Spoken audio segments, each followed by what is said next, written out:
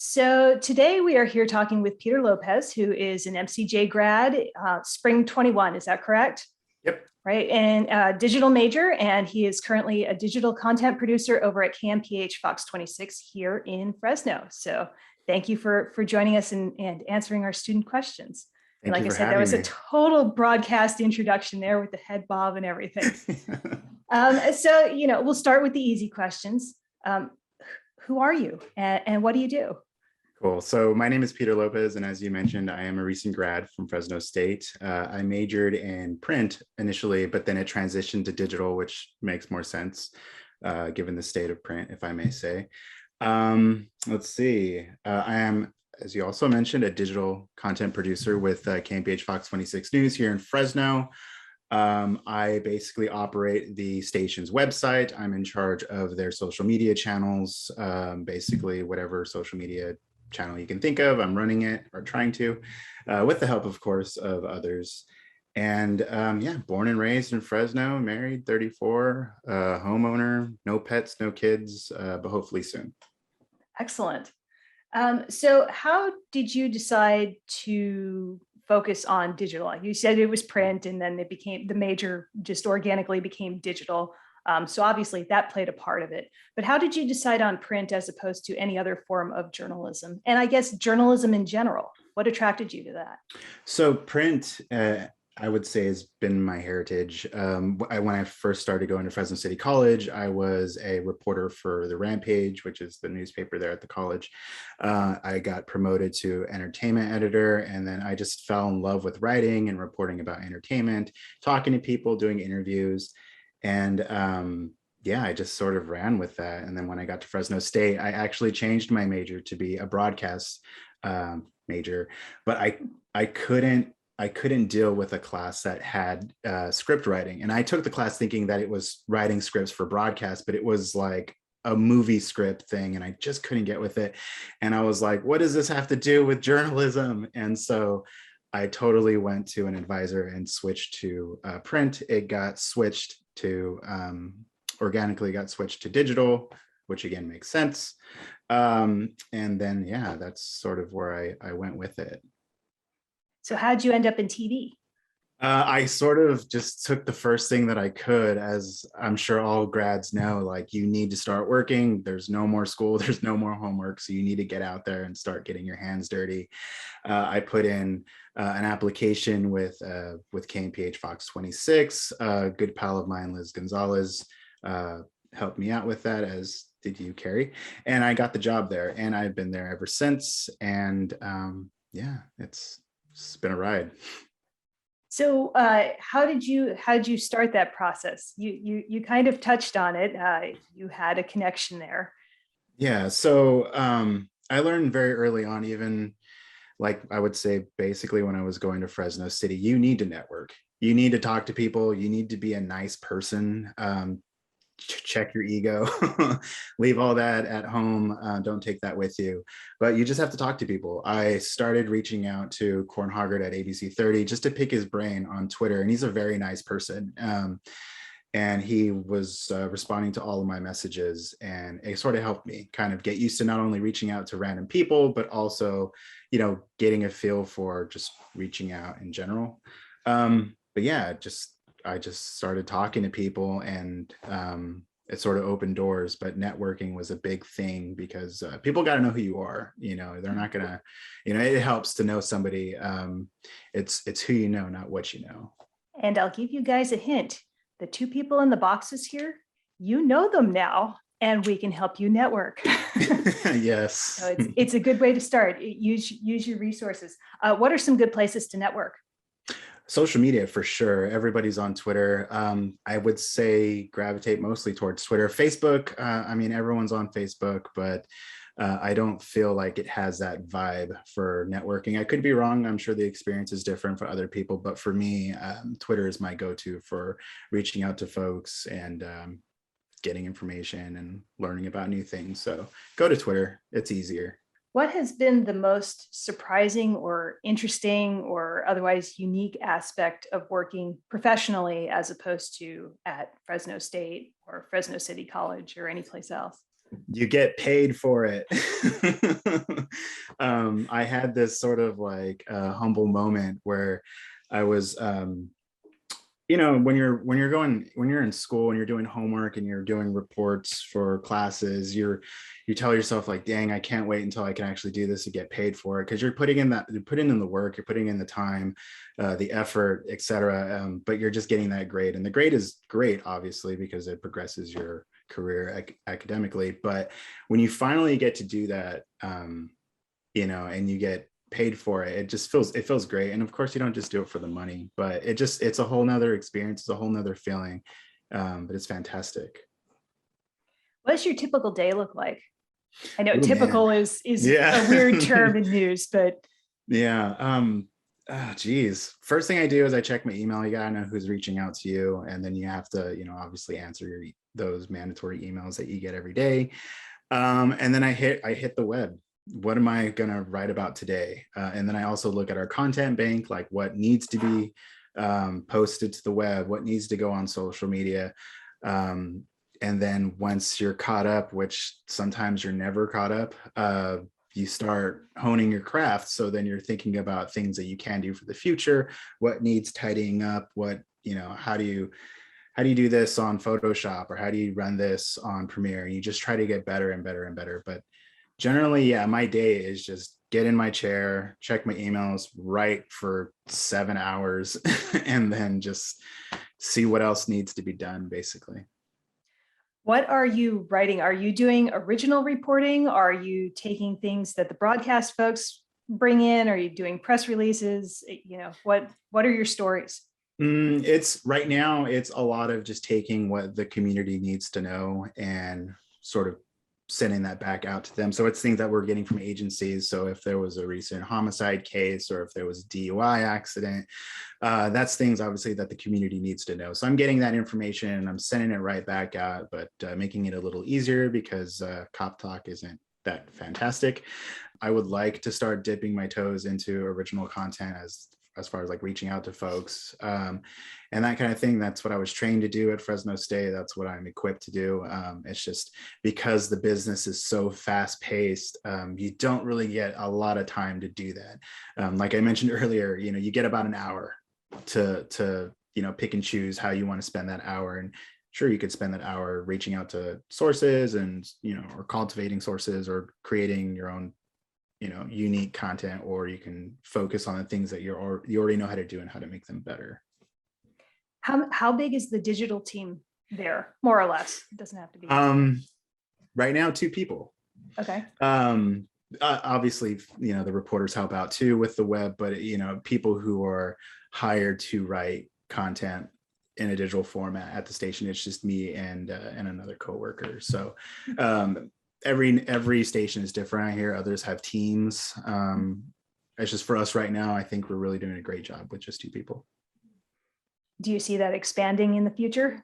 I hope so. Yeah, that'd be great. That way I can have a little more time to start reaching out to folks and doing my own, my own content writing, whatever you want to call it, to make our station a little more unique, How much do you have to pay attention to things like metrics and analytics and demos and that sort of thing? That sort of thing is very important, believe it or not. I mean, I know a lot of people aren't as fascinated with Google Analytics as I am, but it's very important, because you can write something and think it's like the greatest thing it's since sliced bread, but metrics, it'll show you like, okay, it kind of did crappy. So then you could take that back and be like, okay, what can I do differently? Or what time should I post this? Or maybe I should change it up and write about something else. So you really have to not only know how to write, but also when to post things and how to craft it digitally to where it makes sense. And then you start to get into things like SEO, and it's a whole rabbit hole in itself. But it's very important though. So I think if people are on the fence when it comes to learning analytics and stuff, you should, before you even get into the industry, I think. What are the types of things that you have found that people tend to click on? I mean, is it like visuals? Is it a headline? Is it, because you have to bring people in before they sit there and read a 600, 800,000 word story. It's everything. It's your headline. It's your gallery, your photo galleries. It's your video. Whatever you have, the more things you can bring to that piece of content, the better. I mean, you can have like an amazing headline, but if your story reads like crap or there isn't any visuals, for example, you know, a lot of people click on our breaking news stuff. You know, there's an accident on Sean Blackstone. Okay, people are usually commuting in that area. It depends on what time. So they're going to check that out and they're going to want to know, but they're going to want to see what they're reading as well. So you definitely want to have everything when it comes to crafting an article. So again, to repeat, you know, you want to have your video, you want to have your photos, you want to have a great headline, and you want to know how to craft it well and put it together to where it makes sense.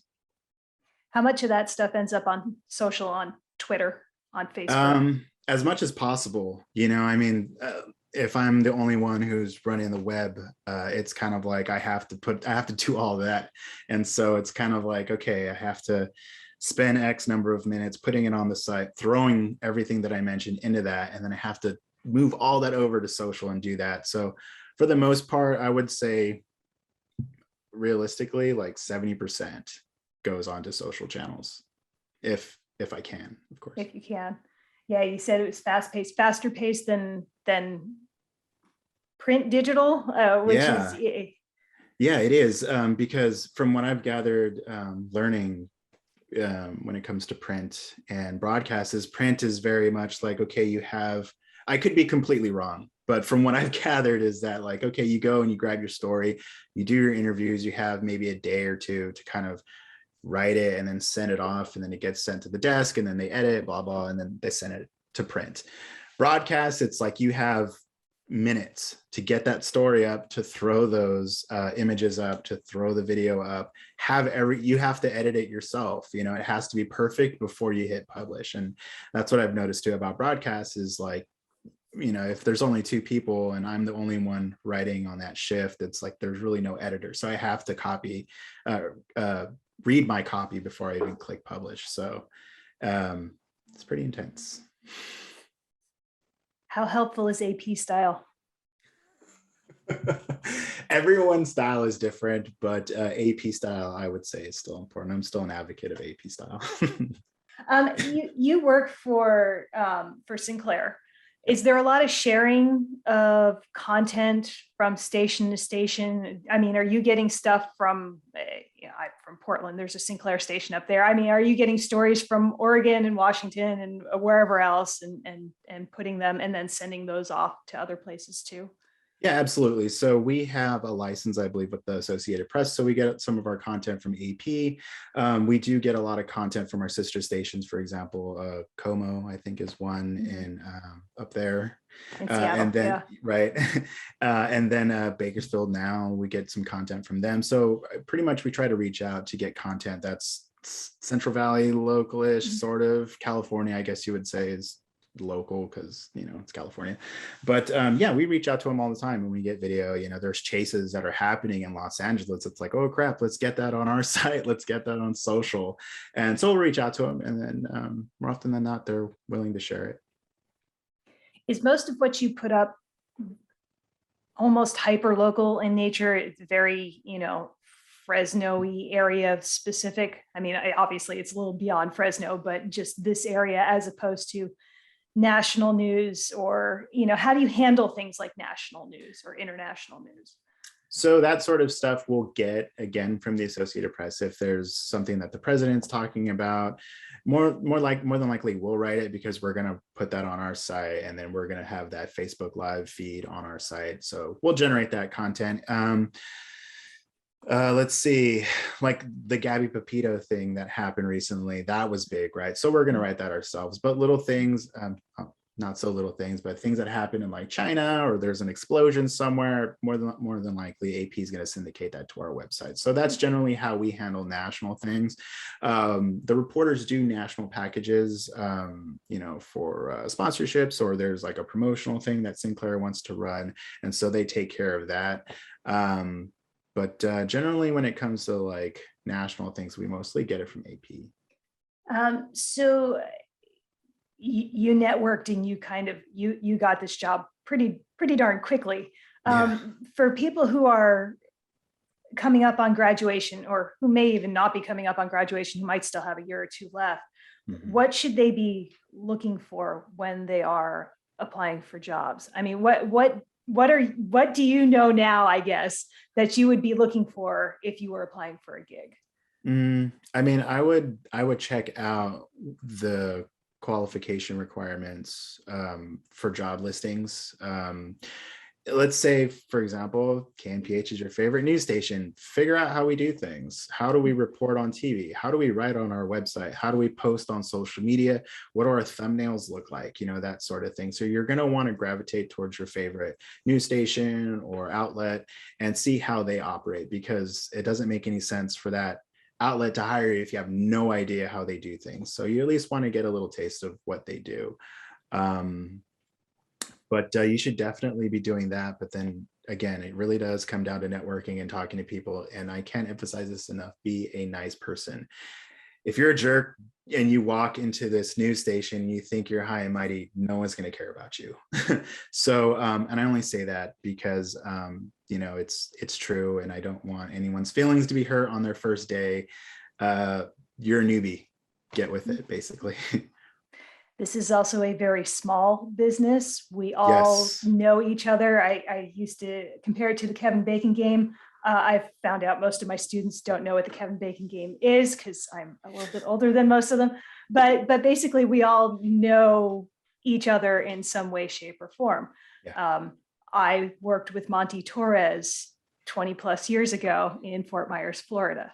I move here and I find out, hey, one of the people I work with works with Monty, so very, very small business. A lot of the people that I worked with up in Portland came through Fresno at some point in time in their careers.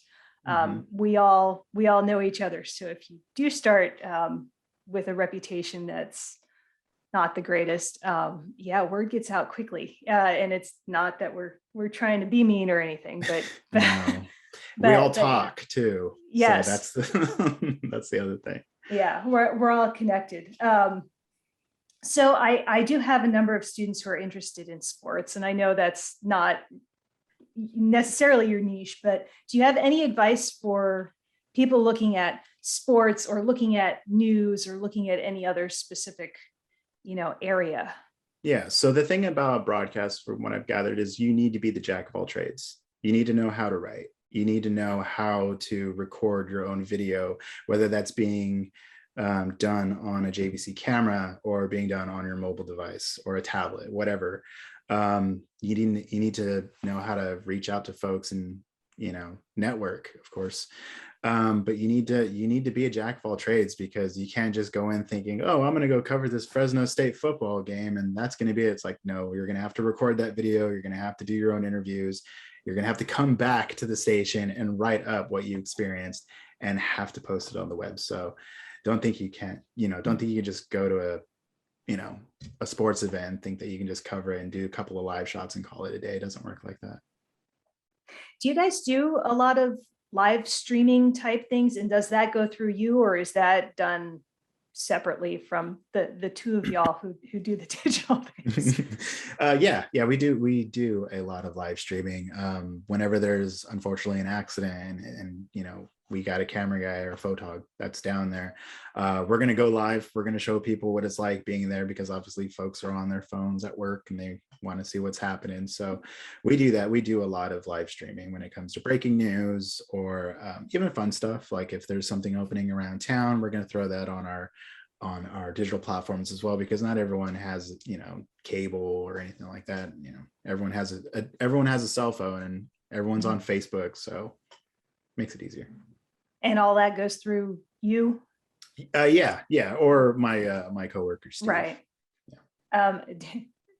Are the two of you there at the same time, or is it? No. Yeah. So No. so you really are pretty much on your own when you're there.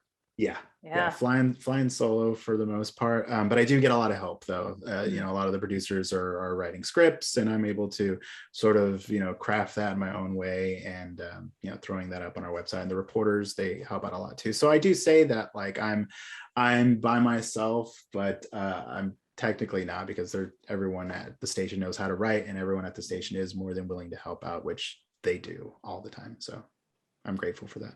Excellent. This is more a Carrie question than anything else. What are some popular times that people are on their devices that this is a good time to post things? Is it around breakfast and lunch? That's what they used to tell us, but I don't know if that's still the case. Yeah, that is still the case. Usually around 9 a.m. or when people first wake up, they're on their mobile devices. I know I don't do that anymore. When I first wake up, I don't check my emails. I don't go on Twitter or Facebook or any of that stuff. I had to stop that. But most folks do. Lunchtime, noon, 1, 2, 3, usually dies at about 4, 5, and 6 because people are having dinner or they're just getting off of work. And then right before bed. So about 9 o'clock, 10 o'clock. I know Instagram usually blows up around 8 or 9. So does that vary by platform? It does. Yeah, it does. For the most part, it's about the same. It's just Instagram, for some reason, people are on it right before they go to bed. Maybe they're checking their, I don't know, DMs or whatever kids do these days on Instagram. Interesting. Are you on TikTok? What I've done in the past is just like breaking news stories. There really isn't much you can do, because I mean, like, think about it, right? From what I've done and seen and experienced with TikTok, it's all fun stuff. If people want to have a laugh, they want to watch a video for 30 seconds, if that, then move on. It doesn't really translate well throwing a package on TikTok, because a lot of folks might not be interested in that. So it's hard, right? You have to find what works. And from what I've done in the past is a lot of breaking news stuff, like unfortunately accidents or a train wreck or something that does pretty well. However, there was one time where I forgot where this was. Maybe it was in Turlock or Madeira. A ton of sheep just got loose, and that was kind of fun, right? Because they were running around in this neighborhood and they were eating grass off of people's lawns, and there were people just out, and so that was kind of fun, Right. Yeah, we've tossed around the idea of adding TikTok to this, multimedia class, and it's just like, well, what exactly do we put on that? And from a student perspective, it is a little more difficult. We're not out chasing the sheep. No. Maybe like if you were to implement that, maybe the now this style videos would work. Yeah, that's about it. Or if you guys want to have fun on Fresno State Focus, you guys can do that too. Do you see local versions of like now this style videos? I've seen ABC 30 do something like that. It's something that I definitely want to get into when I have the time to actually do that kind of thing. But I think people should know how to do that too, because you're not just writing and sending it off on the web, you're doing everything. So pay attention in Carrie's class and she'll teach you a thing or two. I did not pay him to say that. Now, this is always talking to folks who do this every day is always very helpful to me as well as, my students. Is there anything else about working in the business, about the transition from being a student to being a professional? You have that recent experience. Any advice, any things to watch out for? Yeah, there's a couple of things. The first thing I will say is, like, if you show up to a station, well, first you want to grab whatever anyone offers to you. I mean, obviously you want to make sure it makes sense cash wise, because you don't want to do a job where they pay you pennies and it's incredibly stressful. So make sure that when you're finding a job, it makes sense for you, because you have to take care of yourself. You got to eat, you got to put clothes on your back, etc. So don't feel bad if you're passing it up. Don't be afraid to open up.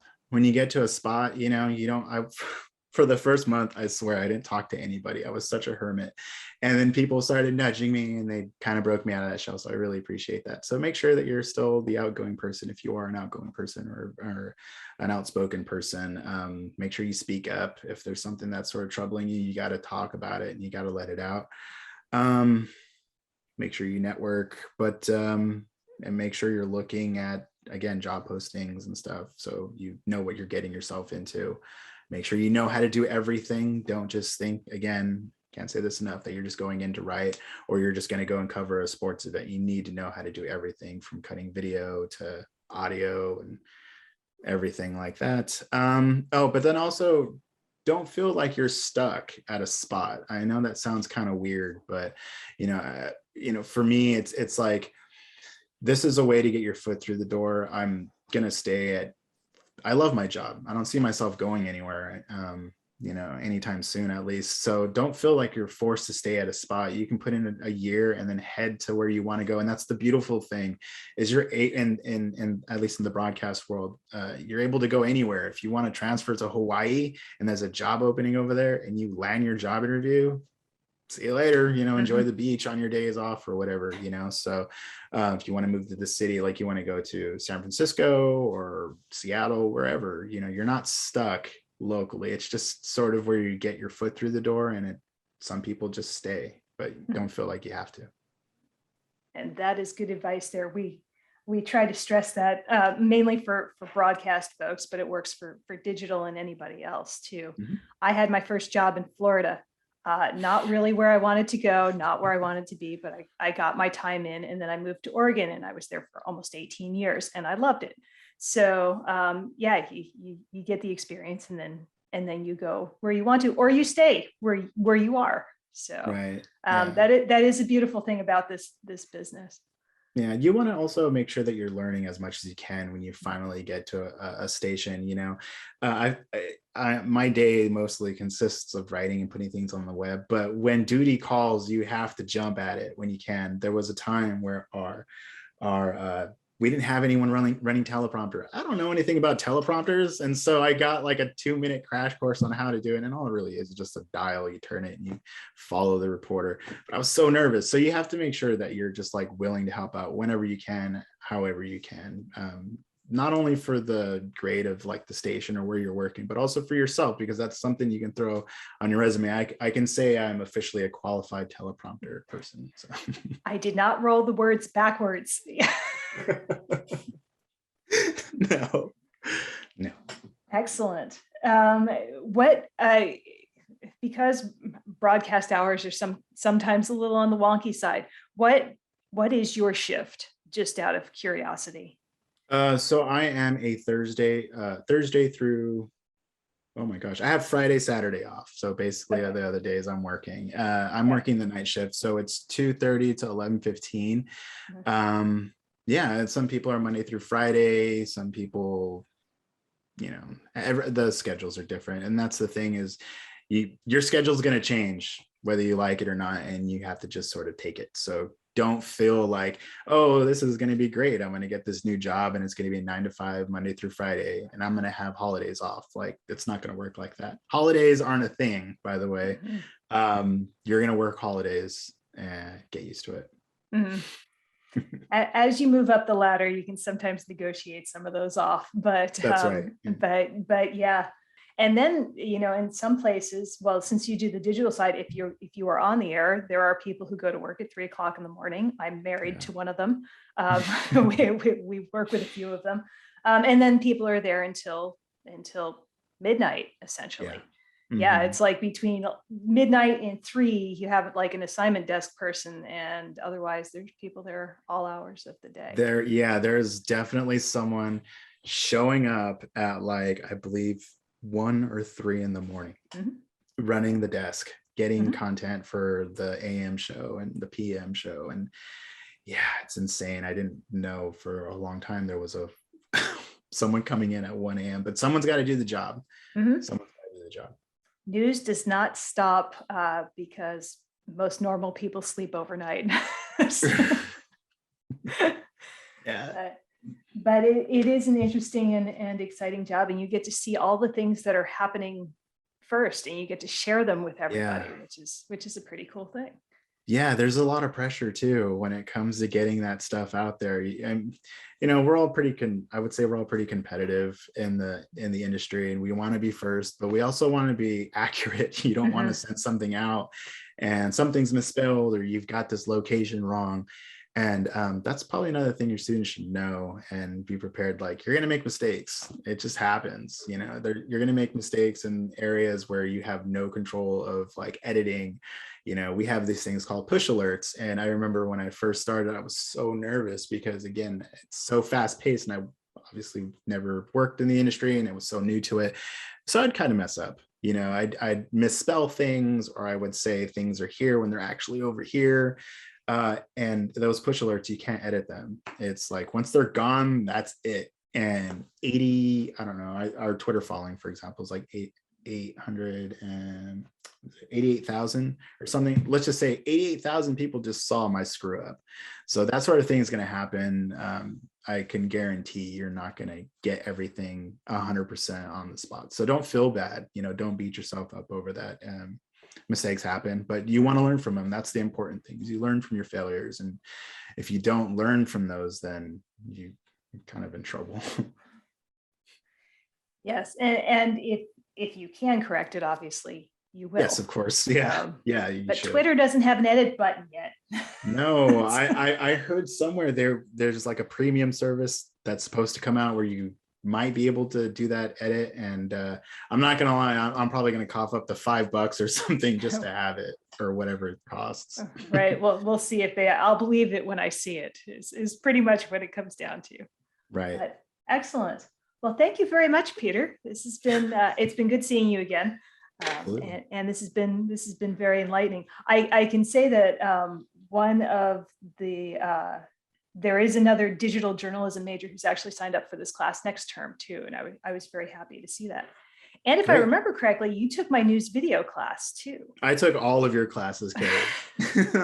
You never came and joined us on crew. That was no, well, because for the longest time I had no idea that, like, I didn't realize you can write for the web, and yeah, long story. But I wish I did, though. I wish I did, to be honest. So it almost sounds like we need to kind of let people know a little bit more that we all do all of the things, so that we can cross-pollinate a little bit more.